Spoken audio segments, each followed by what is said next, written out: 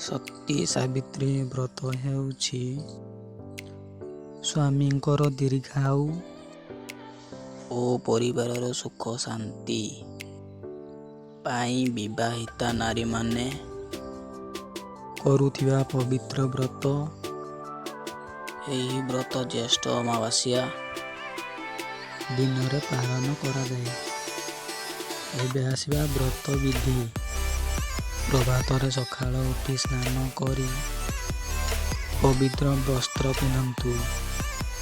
ଘରର ପୂଜା ସ୍ଥାନ ସଫା କରି ମା ସାବିତ୍ରୀ ସତ୍ୟବାନଙ୍କ ଫଟୋ କିମ୍ବା ମୂର୍ତ୍ତି ସ୍ଥାପନ କରନ୍ତୁ। ବଟ ଗଛକୁ ପୂଜା କରି ତାହାର ସୂତାପତି ପରିକ୍ରମା କରନ୍ତୁ। ଦୀପ, ଫୁଲ, ଫଳ, ସିନ୍ଦୁର, ହଳଦୀ ଇତ୍ୟାଦି